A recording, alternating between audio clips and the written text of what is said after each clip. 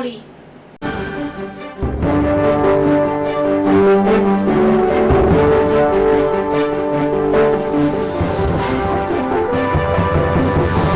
Stand up comedian Kunal कामरा याने उपमुख्यमंत्री एकनाथ शिंदे यांच्या विरोधात आक्षेपार्ह गाणे आणि विधान केल्यानंतर शिंदे गटाचे कार्यकर्ते आक्रमक झालेत.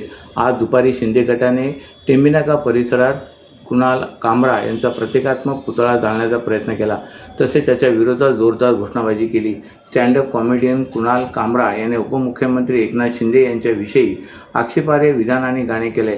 समाज माध्यमातून याची क्लिप व्हायरल झाल्यानंतर आता शिंदे गटाकडून याविषयी संताप व्यक्त केला जातोय. मुंबई आणि ठाण्यात त्याचे पडसाद उमटत आहेत. आज दुपारी शिंदे गटाचे कार्यकर्ते टेंभीनाका येथील आनंद आश्रमात जमले होते. त्यानंतर कार्यकर्ते आनंद आश्रम येथे टेंभीनाका चौकापर्यंत चालत गेले. तिथे कुणाल कामरा याचा प्रतिकात्मक पुतळा जाळण्याचा प्रयत्न केला. यावेळी महिला पदाधिकारी आणि कार्यकर्ते मोठ्या संख्येने उपस्थित होते. यावेळी कुणाल कामरा याच्या विरोधात जोरदार घोषणाबाजी करण्यात आली. या आंदोलनामुळे परिसरात वाहतूक कोंडी झाली होती. गेल्या 2 वर्षात नौपाडा पोलीस ठाण्याच्या हद्दीत घायल झालेले विविध कंपन्यांचे तब्बल 101 मोबाईलचा शोध घेऊन ते त्या मोबाईल धारकांना परत करण्यात पोलिसांना यश आले. हे मोबाईल हस्तांतरण करण्यात आले आहेत. 2023 मार्च ते 2025 या कालावधीत नौपाडा पोलीस ठाण्याच्या हद्दीत तक्रारदारांचे घायल झालेले व चोरीस गेलेले मोबाईल नौपाडा पोलीस स्टेशनमधील सायबर कक्षाचे पोलीस अधिकारी व पोलीस अंमलदार यांनी तांत्रिक विश्लेषणाद्वारे विविध कंपन्यांचे एकूण 101 मोबाईल फोन शोधून काढले. त्यानंतर ते तक्रारदारांना परत करण्यात आले. ही कामगिरी परिमंडळ 1 चे पोलीस उपायुक्त सुभाष बुरसे, नौपाडा विभाग सहाय्यक पोलीस आयुक्त प्रिया ढमाळे, वरिष्ठ पोलीस निरीक्षक अभय महाजन, पोलीस निरीक्षक सुनील तांबे, पोलीस निरीक्षक शरद कुंभार यांच्या मार्गदर्शनात पोलीस उपनिरीक्षक प्रतापसिंग शेळके, पोलीस अंमलदार करणकुमार पाटील, अशोक कोल्हे, प्रतीक बावणे, गंगाधर तीर्थकर यांनी केली आहे. राज्यस्तरीय 72व्या वरिष्ठ गट पुरुष व महिला राज्य अजिंक्यपद निवड चाचणी मुख्यमंत्री चषक कबड्डी स्पर्धेत कोल्हापूर जिल्ह्याने तब्बल 2 तपानंतर श्रीकृष्ण करंडक पटकावून अजिंक्यपद मिळवले. तर महिला गटात मुंबई उपनगर पश्चिमच्या संघाने पार्वतीबाई सांडव चषक पटकावलाय. कोल्हापूरच्या साहिल पाटीलने एकाच चढाईत 4 गडी टिपण्याची अव्वल कामगिरी बजावली. दरम्यान स्पर्धेच्या अखेरच्या दिवशी उपमुख्यमंत्री एकनाथ शिंदे, माजी मंत्री सुधीर मुनगंटीवार, खासदार सुरेश म्हात्रे यांनी स्पर्धेचे आयोजक संजय वाघुले व कृष्णा पाटील यांचे कौतुक केले. राज्यात सातत्याने क्रिकेटच्या स्पर्धा होत असतानाच संजय वाघुले व कृष्णा पाटील यांनी राज्यस्तरीय भव्य कबड्डी स्पर्धेचे आयोजन करून स्वतंत्र ठसा उमटवला. याबद्दल उपमुख्यमंत्री एकनाथ शिंदे यांनी कौतुक केले. सध्याच्या काळात हा क्रिकेटचा असल्याची चर्चा असताना ठाण्यात कबड्डीचे 5 स्टार आयोजन झाले. पहिली रेल्वे ठाण्यात आली होती. आता ठाण्यातूनच कबड्डीचा प्रवास ऑलिम्पिकपर्यंत होईल असा विश्वास माजी मंत्री सुधीर मुनगंटीवार यांनी व्यक्त केला आहे.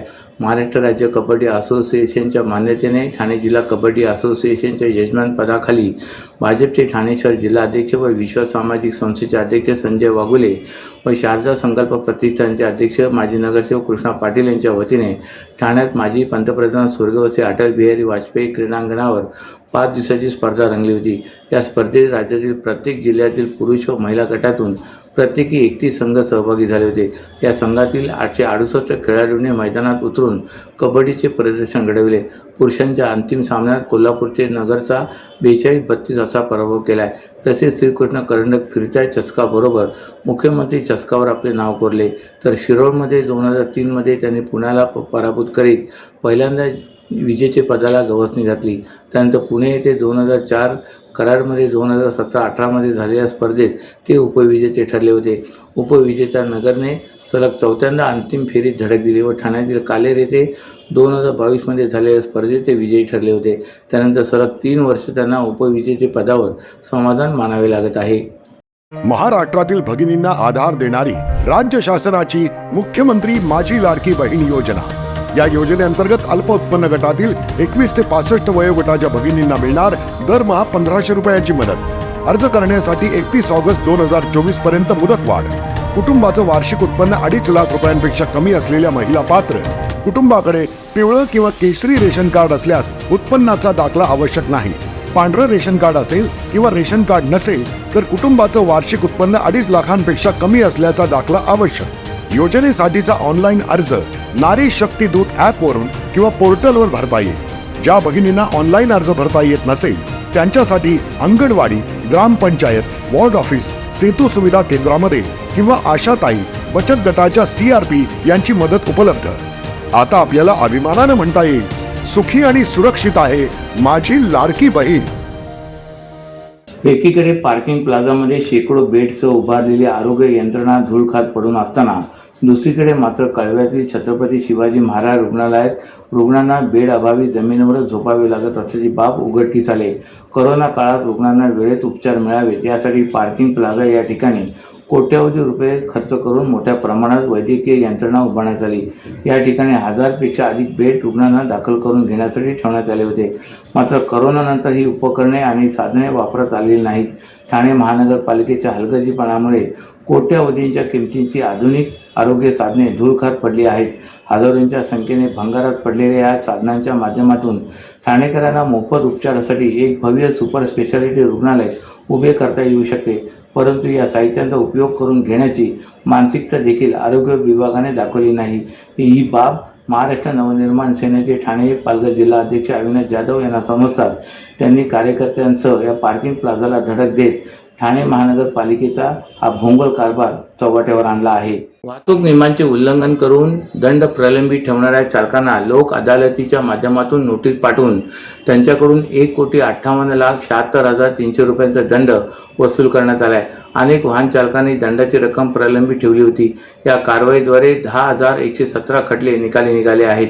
ठाणे आयुक्तालय क्षेत्रात ठाणे, कळवा, मुंब्रा, दिवा, डोंबिवली, कल्याण, उल्हासनगर व अंबरनाथ, बदलापूर आणि भिवंडी शहर येतात.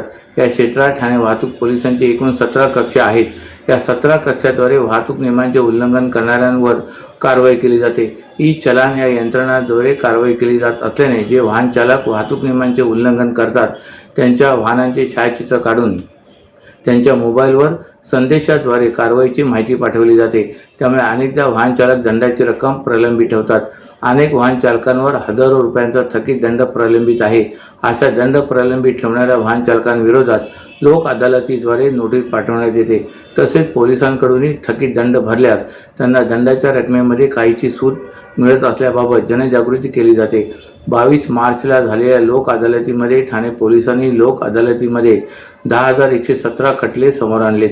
हे सर्व खटले निकाली काढले असून या माध्यमातून 1,58,76,300 रुपयाचा दंड वसूल करण्यात आला आहे. सर्वाधिक दंडाची वसुली ठाणे शहरातून झालेली आहे. ठाणे ते दिवा या शहरात 80 लाखांहून अधिकची रक्कम राज्य शासनाकडे जमा झाली. या लोक अदालतीमध्ये वरिष्ठ पोलीस निरीक्षक रामचंद्र मोहिते यांनी वाहतूक शाखा आणि न्यायालयामध्ये समन्वय साधला.